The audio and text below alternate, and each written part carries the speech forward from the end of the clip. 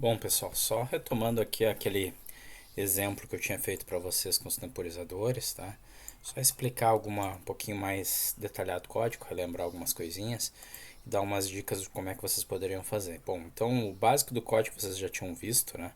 Que era a gente declarar aqui os pinos dos LEDs, as variáveis aqui dos temporizadores, né? A gente criou o tempo A para o LED A e criou o tempo B para o LED B. Inclusive a gente podia de repente aqui destacar, né, LED A e LED B com cores diferentes. Então digamos que o LED B seria, deixa eu ver aqui, o LED B seria o LED verde, por assim se dizer, só para ficar com uma cor diferente para nos ajudar a entender isso. Uh, Aqui eu ainda criei uma variável que representa se o LED tá ligado ou não, né? Se ele está aceso ou não, ou seja, o valor nível alto ele está aceso, o valor nível baixo ele está desligado, porque ele está com proteção via pull down, tá? E aí, gente, o grande segredo desse código é, bom, pro LED A a gente tem uma situação mais simples, tá? Porque o LED A é um LED que ele troca de valor a cada 3 segundos. Então, se vocês forem ver na construção do temporizador, eu simplesmente fico vendo se o tempo que transcorreu, ou seja, a diferença do instante atual, menos a marcação lá do início, né, da volta, por assim se dizer, deu maior que 3.000, significa que passou 3 segundos. Se passou 3 segundos, eu simplesmente alterno o estado dele, né? Se o valor era 1, eu passo o valor para o 0, se o valor era 0, eu passo o valor para 1 e eu transcrevo isso para o LED e marco o novo tempo da nova volta, por assim dizer. Já o LED B ele tem um problema que o intervalo de temporização dele, em razão do código que a gente escreveu originalmente, ele é o intervalo que ele muda. Então, ora esse intervalo é 1 segundo, ora esse intervalo é 2 segundos, ora esse intervalo é 4 segundos. Então, o jeito mais simples de a gente fazer é a gente criar uma variável que armazene o intervalo em si, ok? Ou seja, essa variável intervalo b é uma variável que vai me dizer quanto tempo tem que transcorrer para o LED trocar de valor, para ele trocar de ligado para desligado. Então, como lá no início, bem no início aqui nesse código, a gente esperava 1 segundo, que é esse lei 1000 aqui, antes do LED acender, o que eu vou fazer? Eu vou iniciar o intervalo com o valor de 1000 milissegundos, perfeito? E aí, na hora de verificar no temporizador, o que eu verifico? Eu verifico se o momento atual, ó, olhando no relógio, menos o instante que eu tinha marcado for maior, não agora que um valor fixo, mas sim maior que o valor armazenado na variável, que vai começar com o valor 1000. Então, se isso é verdade, então o que eu fico fazendo? Eu fico trocando o valor do LED e aí eu também troco o valor do novo intervalo. Então eu fico agora variando entre o intervalo de 4 e o intervalo de 2 segundos. Tem como a gente criar esquemas mais complexos ainda, tá? Imagina que o meu LED ele tivesse que ficar ligado por 2 segundos, desligado por 3, ligado por 4, desligado por 1. Imagine que a temporização ela tivesse uma regra mais complexa. Nesse caso, eu teria que ter uma variável, além da variável aqui do valor B, eu teria que ter uma variável marcando justamente o estado, a posição ao longo da minha sequência, tá, de tempos. E com isso eu conseguiria controlar e variar o valor dessa variável aqui para representar o novo intervalo de tempo que eu deveria aguardar antes de trocar o valor do LED. Bom, dito isso, gente, a única coisa que falta a gente comentar dessa parte aqui de temporizadores inicial que a gente tem que ver é a questão do estouro do temporizador, ok? Bom, isso a gente explica de uma forma bem simples, pessoal. Vocês têm que pensar, como eu tinha descrito antes para vocês, tá? Só relembrando aqui, deixa eu ver se tá aqui, não. Tá aqui, também não. Onde é que eu coloquei isso para vocês? Só um segundinho. Aqui. Vocês têm que lembrar, como eu tinha destacado para vocês, tá? Que o milis ele é uma função que marca um instante de tempo, né? Ou seja, ó, milis é uma função que retorna quanto tempo passou desde que eu fiz a carga do meu código, perfeito? Bom, se milis é uma função que me retorna o tempo que passou desde que o meu código começou a rodar, por mais que seja uma variável grande, vai chegar no momento onde ela vai chegar no maior número que eu consigo colocar dentro daquela variável. Tá? Se vocês notarem, essa função sempre tem que ser atribuída a unsigned long. Tá? que é um tipo de dados que vocês já viram lá antes, até nas aulas anteriores, tá? Mas é um tipo de dados que é enorme, mas ele tem um valor máximo, tá? Ele tem 4 bytes, consequentemente eu consigo colocar um valor máximo dentro desse temporizador, tá? Então, como eu estou dizendo aqui mesmo na lâmina, né? Por mais que milhas opere com tipos unsigned long, tá? Esse tipo consegue armazenar valores de até 2, aqui saiu um errinho, tá? 2 elevado na 32 menos 1, que significa que o maior valor que milhas consegue me retornar, o valor máximo da função, é um valor correspondente a esse pequeno número aqui, né? Isso daí dá o que aqui? 4 bilhões 294 milhões 967 mil 295 milissegundos, o que grosseiramente corresponde a 49,7 dias. O que isso significa, pessoal? Quando passar desse período aqui de 49,7 dias, o milhas vai ter chegado nesse maior valor representável dentro desse tipo de dados. E como ele chegou no maior valor, imagine que todos os bits em 32 bits foram 1, ele vai somar 1 e vai voltar a 0. Tá? Essa é uma situação que a gente chama de overflow ou estouro. Tá? E aí o que acontece? Bom, a gente tem que voltar lá para o nosso código. Então significa que nesse momento, quando eu retornar aqui, quando eu perguntar qual é o valor atual do relógio, ao invés do meu relógio ter aumentado o valor, ele voltou para 0. Pensem nisso daí como se a gente estivesse voltando digamos assim, a gente estivesse às 11h59 da noite, 23h59, e a gente passou da meia-noite. Digamos, o próximo horário que eu olhar no meu relógio está meia-noite 1, 00:01. A questão é como é que eu calculo o intervalo nessa situação. Então, só para dar um exemplo aqui para vocês, tá? Vamos pegar um exemplo aqui bem prático. Imaginem que eu fiz o seguinte, né? O meu início era 23h35, por exemplo, tá? Tô falando aqui como se fosse hora normal, tá? E aí, quando eu olhei no meu relógio, eu descobri que o atual era meia-noite e 10. A pergunta para vocês é quanto tempo passou? Tá? Vocês vão fazer essa conta quase de cabeça, né? Vocês vão me dizer, não, aqui, professor, passou 35 minutos. Tá? Vocês vão dizer assim, não, atual menos início é igual a 35 minutos, tá? 25 não, 35, certo? Por quê? Porque vocês vão pegar a diferença aqui da meia-noite, né? Como é que vocês fazem essa conta, né? Vocês não fazem isso daqui, tá? Vocês não fazem a conta assim, né? 0010 menos 23,35. Vocês não fazem essa conta. A conta que a gente faz não é essa daqui que eu estou destacando aqui embaixo. Na verdade, para chegar à conclusão que passou 35 minutos, o que a gente faz? A gente vê qual é a diferença de 20 e 35 até a meia-noite. Aí a gente chega à conclusão, não, meia-noite é quando tem aqui 60, né? Então 60 menos 35 dá 25. E aí vocês pegam aqui o que foi além da meia-noite. Então, na verdade, a gente está somando aqui 25 minutos. Como é que a gente obteve isso? 60 menos 35, né? Com o que passou da meia-noite. 10 menos 00. E aí vocês somam essas duas informações e vocês chegam à conclusão brilhante dos 35 minutos.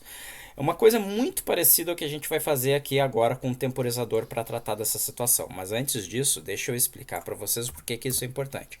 Se a gente não levar isso em consideração, o que vai acontecer, pessoal? Eu sempre estou considerando que o valor do milhas é um valor superior ao instante inicial que eu tinha marcado, que é o natural, afinal de contas.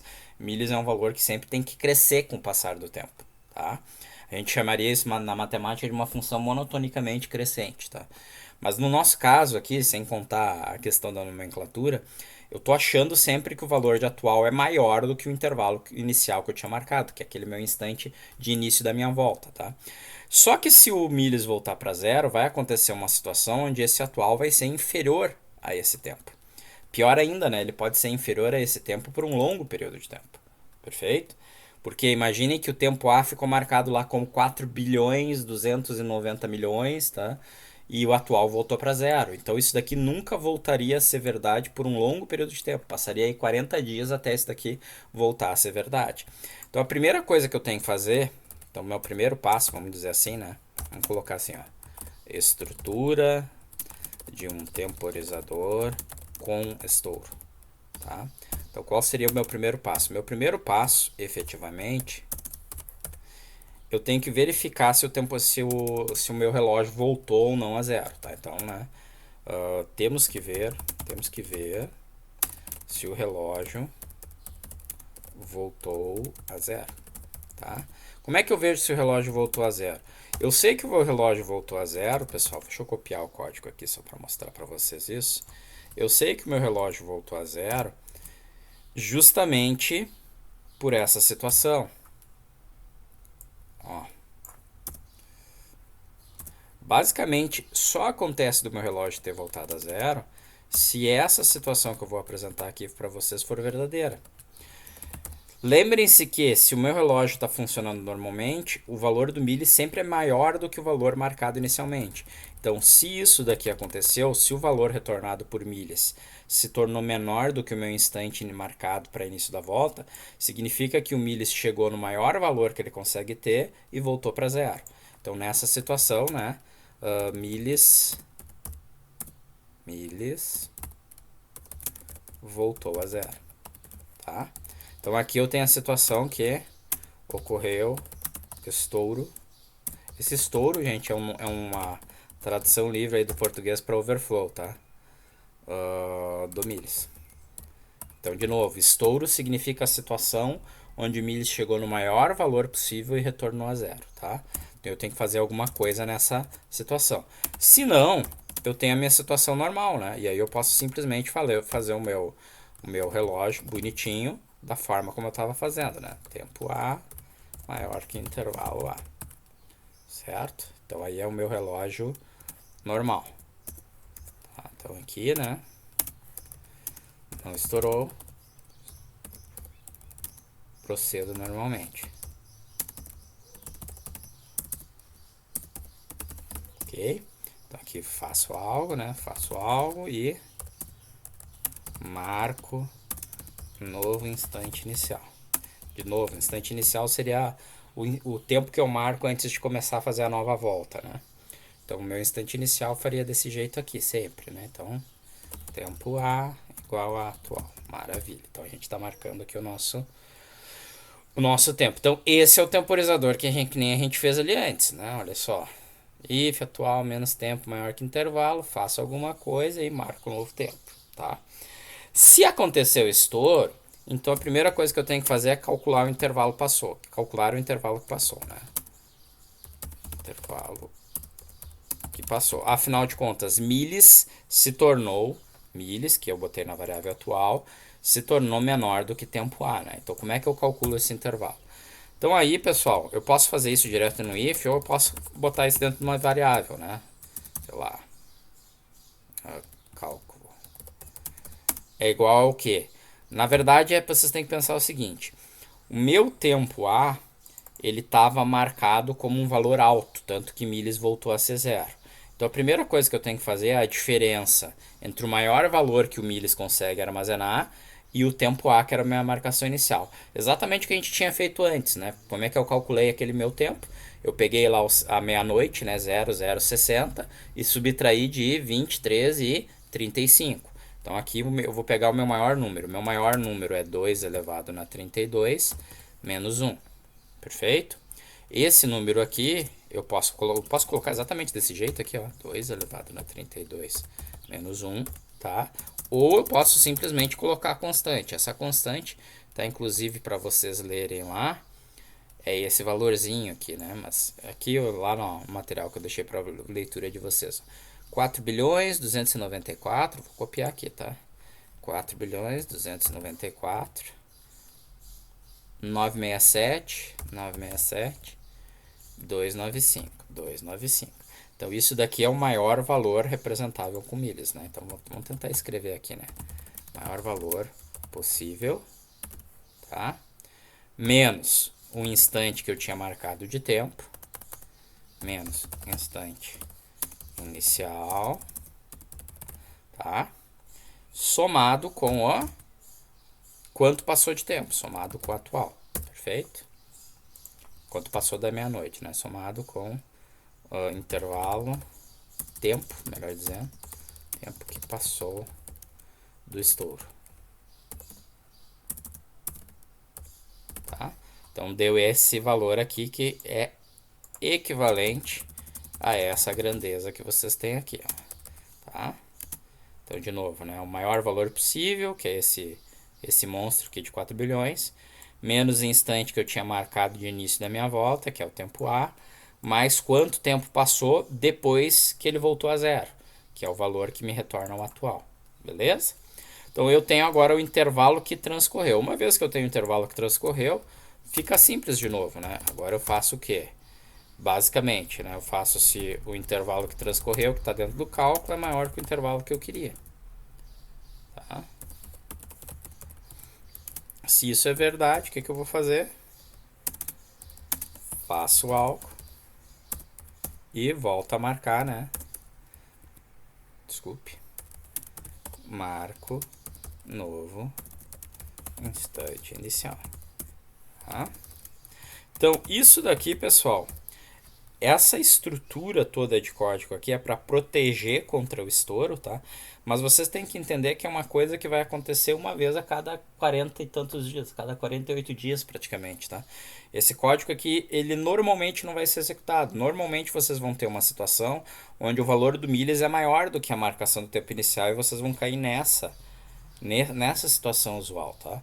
Esse cálculo aqui é necessário para evitar algum problema caso o circuito de vocês, caso o que vocês estejam fazendo opere durante um longo período de tempo. Imagine que vocês fizeram, sei lá, alguma maquinazinha, tá? Que vocês têm que deixar ela operando continuamente. E vocês querem justamente que ela não se perca, né?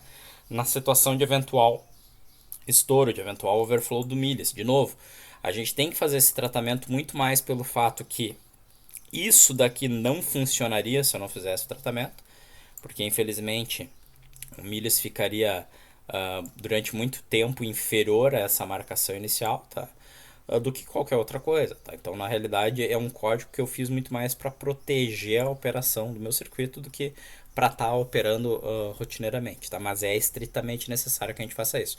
Se eu não fizer isso, eu estou restringindo a operação do meu sistema, tá? Da minha máquina, tá? Uma operação onde eu vou ter que ligar e desligar ela dentro dessa faixa máxima de tempo, ok? Então, de novo, tá, pessoal?